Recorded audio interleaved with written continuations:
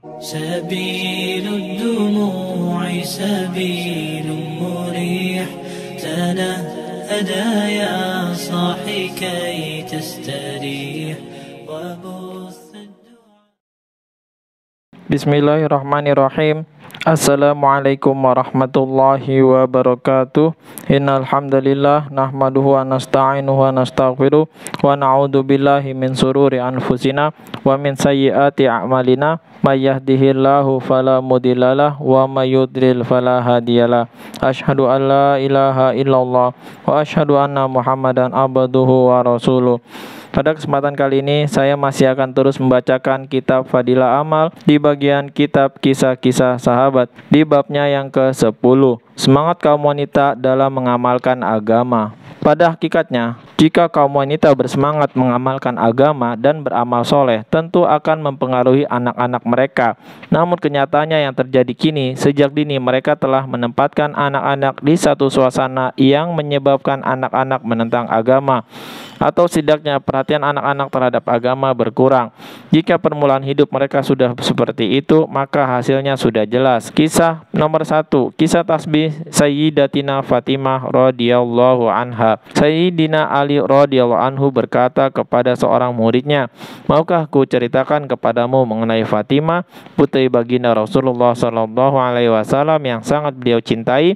Muridnya menjawab, "Tentu." Lalu Sayyidina Ali radhiyallahu anhu pun bercerita, dengan tangannya Fatimah menggiling gandum sehingga timbul bekas di tangannya. Ia pun mengisi tempat air sendiri dan bekasnya terlihat di dadanya. Ia juga menyapu rumah dan bagian-bagian yang lain sehingga bajunya kotor dan lusuh. Suatu ketika baginda Rasulullah Shallallahu Alaihi Wasallam mendapat beberapa hamba sahaya wanita. Aku berkata kepada Fatimah radhiyallahu anha, "Pergilah kepada baginda Rasulullah Shallallahu Alaihi Wasallam dan mintalah pembantu kepada beliau agar dapat meringankan pekerjaanmu." Fatimah pun datang ke majelis baginda Nabi Shallallahu Alaihi Wasallam. Saat itu di sana ada banyak orang dan ia memiliki sifat sangat pemalu. Karena itu ia tidak berani menyampaikan maksud kedatangannya di depan ayahnya. Akhirnya ia kembali ke rumah. Keesokan harinya baginda Rasulullah Shallallahu Alaihi Wasallam mengunjungi rumah kami dan berkata kepada Fatimah, "Wahai Fatimah, apakah maksud kedatanganmu kepadaku kemarin?"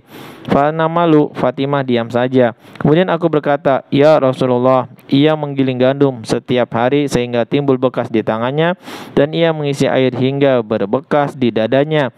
Ia juga selalu membersihkan rumah dan bagian-bagian yang lain sehingga bajunya kotor dan lusuh. Kemarin aku menyuruhnya mendatangi engkau untuk meminta seorang hamba sahaya." Dalam riwayat lain, Sayyidatina Fatimah radhiyallahu anha berkata kepada baginda Nabi sallallahu alaihi wasallam, "Ya Rasulullah, aku dan Ali hanya memiliki sebuah alas tidur dari kulit kambing. Malam hari kami gunakan untuk tidur dan pagi hari kami gunakan sebagai tempat rumput untuk memberi makan unta." Baginda Rasulullah Shallallahu Alaihi Wasallam bersabda, "Wahai putriku, bersabarlah. Selama 10 tahun Musa alaihi salam dan istrinya hanya mempunyai satu alas tidur. Itu pun mantel Musa alaihi salam. Malam hari mantel itu dihamparkan untuk tidur. Bertakwalah kepada Allah Subhanahu wa ta'ala dan tetaplah menyempurnakan kewajibanmu dan pekerjaan rumahmu. Ketika kamu akan berbaring tidur, bacalah subhanallah 33 kali, alhamdulillah 33 kali, dan Allahu Akbar 34 kali. Itu lebih baik daripada seorang hamba sahaya." Sayyidatina Fatimah radhiyallahu anha berkata, "Aku ridho kepada Allah Subhanahu wa ta'ala dan Rasulnya." Hadis riwayat Abu Daud dari kitab Muwatta.